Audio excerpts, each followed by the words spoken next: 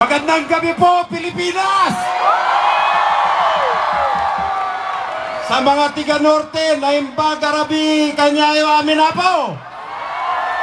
Maayong gabi kaninyong tanan.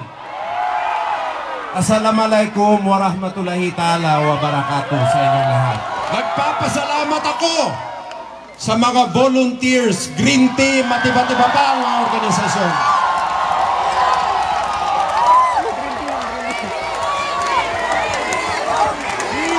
Sorry.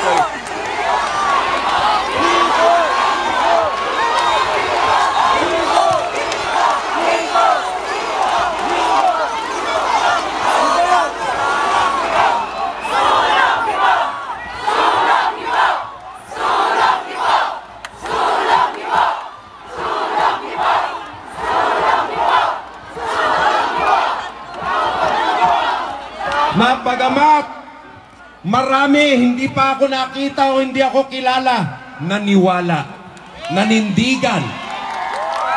Dahil kagaya natin lahat, sawa na sila sa silong palagi ang Pilipinas sa buong mundo dahil sa walang pagbabago sa sistema.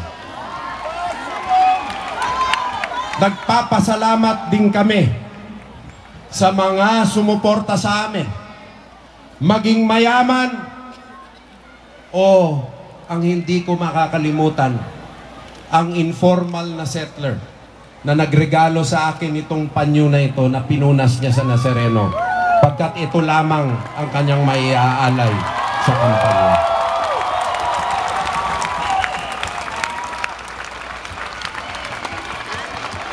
Dito po sa ating paglalakbay, lumabas ang maraming katangian at kabutihan ng ating bansa. Kaya napakaganda nitong bansang ito. Napakadaming pwedeng gawin. Napakataas ng kayang abutin. Kaya ito'y ginintuang pagkakataon na naman para sa ating bansa na manindigan, pumili ng tama, isaayos ang pagkakawatak-watak ng bansa o walang direksyon at walang pinag-isipan ng mga plano. Pagkakataon na ipakita na tayo ay hindi nagpapalinlang sa mga pagkasalukuyang mga popular na sentimiento na ibinebenta ng iba at ginagawang istorya.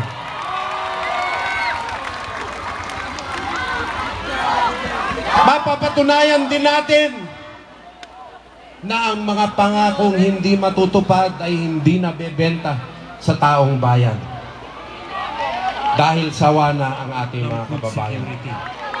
At ang yayaman ay ang ating mga magsasaka, hindi ang madayuhan kung saan tayo bumibili ng ating kakainin sa araw-araw.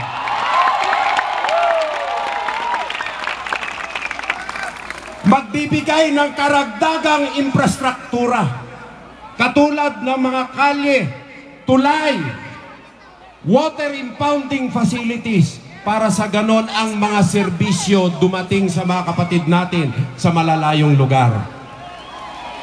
At sila'y ating maaalagaan. Magbibigay ng katahimikan sa ating bansa sa ilalim ng isang sustainable peace and order policy na umasa ilalim sa batas at pagpapatupad ng batas.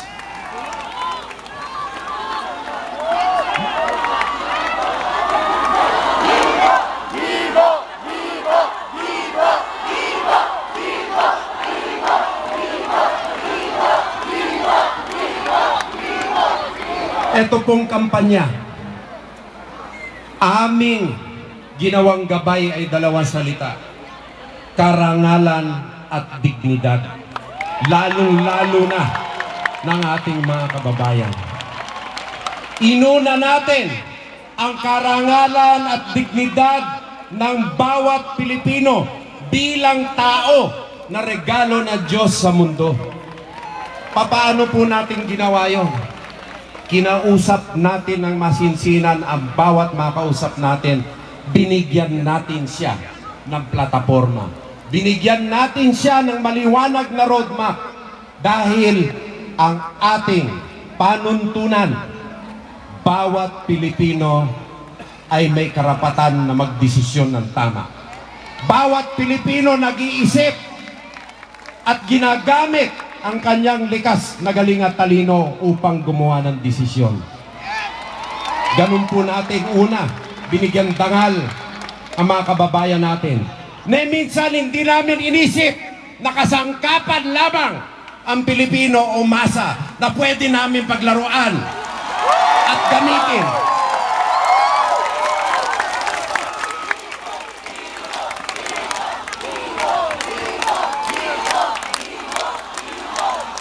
Hindi namin kailan inisip na aming sasabihin tayo'y nanalo na. Bagamat 1,500 lang ang tinanong, hindi milyon-milyon na Pilipino.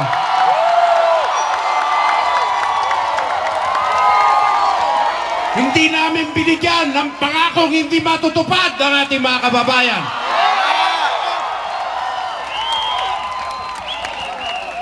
At hindi natin inilabas ang pinakamasamang mga asal ng ating mga kababayan, ang pagkakasik ng dumi at pagtatapon ng mga salitang makakapaghiwa-hiwalay, hindi makahihilong. Merong kasabihan, ang Pilipino, kung ano ang itinatanim, yan ang aanihin. Ang ating tinanim ay roadmap. Ang ating tinanim, programa. Ang ating tinanim ay paghihikayat, nakalimutan ang hidwaan at magkasisa ang Pilipino. Sa halalan ko hindi mas importante ano ang magiging resulta ng halalan. Nakapili na naman ba ang Pilipino ng isang tao na may kakayahan na hawakan ng renta de gobyerno ng isang bansa na 7,000 na kapuluan na napakaraming problema? Nakapili na naman ba ang mga tao ng Pilipinas ng isang leader na makapag-iisa? Kung hindi, dili kaya isang leader na makapaghiwa-hiwalay na naman at magtatanim at maghasik ng galit. Nanonood din ang buong mundo kung pwedeng asahan ang Pilipinas. Asahan na daluhan ng kanilang mga mamamayan bilang turista. Daluhan ng kanilang mga kapitalista na makatulong sa atin. Mabuhay po kayong lahat at magwagi na tayo.